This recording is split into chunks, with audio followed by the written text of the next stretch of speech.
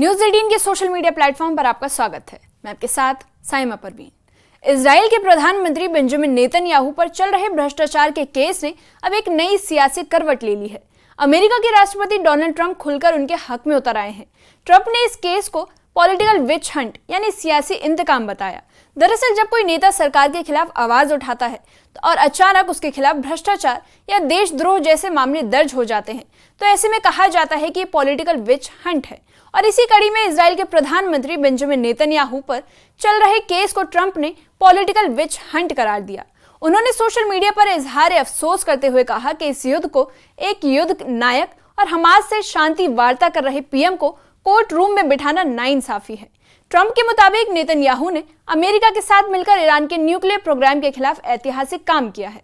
तो इस एक्सप्लेनर में हम आपको बताएंगे नेतन्याहू पर कौन से केस है, ट्रंप उन्हें क्यों गाजा वॉर हीरो मानते हैं और कैसे ये मामला अमेरिका इजराइल रिश्तों को गहराता है। दरअसल बेंजामिन नेतन्याहू इजराइल के पहले ऐसे प्रधानमंत्री हैं जो अपने कार्यकाल के दौरान ही आपराधिक मुकदमे का सामना कर रहे हैं। उन पर रिश्वतखोरी, धोखाधड़ी और विश्वासघात जैसे गंभीर इल्जामात लगे हैं। केस 1000, 2000 और 4000 के नाम से मशहूर ये मुकदमे उन्हें लंबे समय से घेरे हुए हैं, लेकिन नेतन्याहू हर आरोप को बेबुनियाद और साजिश बताते रहे हैं। उनका कहना है कि उन्हें सियासी दुश्मनों द्वारा फंसाया जा रहा है। अब इस मुकदमे के दौरान ट्रंप का बयान इसे सिर्फ लीगल नहीं बल्कि एक इंटरनेशनल सियासी मुद्दा बना देता है। ट्रंप की नजर में ये मुकदमा इंसाफ नहीं बल्कि इंतकाम है।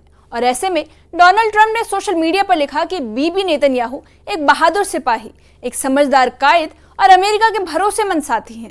ट्रंप ने यह भी कहा कि जब नेतन्याहू गाजा के हमास के साथ शांति वार्ता कर रहे थे तब उन्हें कोर्ट रूम में बिठाना इंसाफ नहीं बल्कि एक जुल्म है। उन्होंने इसे पॉलिटिकल विच हंट यानी सियासी इंतकाम करार दिया।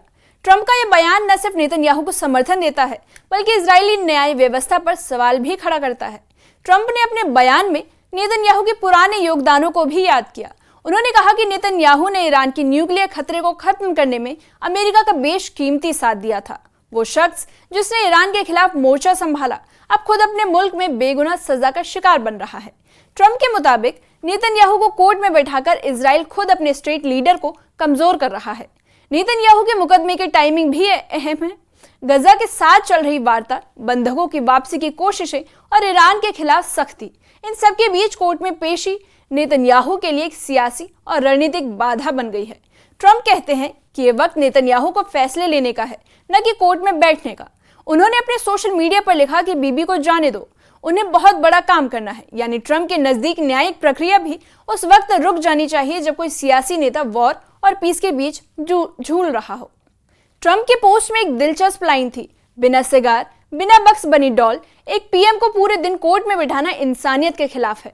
दरअसल नेतन्याहू के खिलाफ जो आरोप हैं उनमें लग्जरी गिफ्ट्स और मीडिया डील्स जैसे मामले भी शामिल हैं। ट्रंप ने तंज कसते हुए कहा कि क्या कोई सिगार और कार्टून डॉल के लिए एक राष्ट्र नेता को यूं सजा दे सकता है। उनका ये अंदाज ट्रंप के अपने मुकदमों की याद दिलाता है जिसमें वो बार बार सियासी बदले का आरोप लगाते रहे। अमेरिका और इजराइल के रिश्ते हमेशा से गहरे रहे हैं, लेकिन ट्रंप के कार्यकाल में ये दोस्ती और भी पुख्ता हुई है। यरूशलेम और इजराइल की राजधानी के तौर पर मान्यता देना हो या ईरान न्यूक्लियर डील से बाहर आना, ट्रंप हमेशा नेतन्याहू के साथ खड़े नजर आए हैं।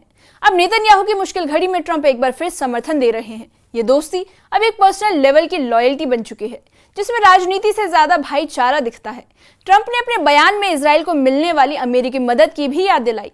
उन्होंने लिखा कि हम अरबों डॉलर इजराइल की सुरक्षा के लिए खर्च करते हैं और अब हम ये सब बर्दाश्त नहीं करेंगे। इस बयान को नर्म धमकी भी कहा जा सकता है।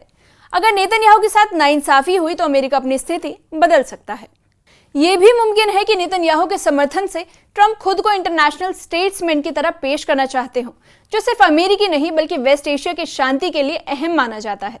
नेतन्याहू पर केस चल रहा है, लेकिन इस्तीफा देने की कोई कानूनी जरूरत नहीं दिखती। इजरायली कानून तब तक उन्हें कुर्सी से नहीं हटा सकता जब तक सुप्रीम कोर्ट दोषी साबित न कर दे। ये ट्रंप के बयान को और जोरदार बनाता है। यानी नेतन्याहू को कुर्सी से हटाने की हर कोशिश सिर्फ सियासी साजिश की शक्ल में दिख सकती है। ट्रंप का यह दावा है कि बीबी को जानबूझकर कमजोर किया जा रहा है। इजरायली विपक्ष पर भी निशाना है। नेतन्याहू के खिलाफ ट्रंप की लामबंदी इस पूरे मामले को ग्लोबल रंग दे चुकी है। अब ये सिर्फ इजराइल की अदालती लड़ाई नहीं बल्कि अमेरिका इजराइल रिश्तों को टेस्ट बन चुकी है। क्या इजराइल अपने सिस्टम को आजाद रख पाएगा या फिर अमेरिकी दबाव में नेतन्याहू को क्लीन चिट मिल जाएगी? क्या ट्रंप इस समर्थन से अपने पुराने दोस्त को बचा लेंगे या फिर ये उनकी एक और बयानबाजी बनकर रह जाएगा? जवाब वक्त देगा, लेकिन सवाल बहुत गहरे हैं। अब आपको बता दें कि नेतन्याहू के केस पर ट्रंप का समर्थन ये दिखाता है कि दुनिया की सियासत अब अदालती कमरों से निकलकर सोशल मीडिया के प्लेटफॉर्म्स पर लड़ रही है। ट्रंप ने बीवी को युद्ध नायक कहा, केस को साजिश और न्याय को राजनीति का शिकार बताया। लेकिन इस पूरी कहानी में असली सवाल यही है कि क्या नेतन्याहू वाकई बेगुनाह है या ट्रंप अपने पुराने साथी के ढाल बन गए हैं? जो भी हो, ये साफ है कि अब हर मुकदमा एक राजनीतिक हथियार बन चुका है और जहां हथियार हो वहां चालें भी बहुत होती हैं। इस मामले पर आपकी क्या राय है? कमेंट सेक्शन में कमेंट करके बताइए।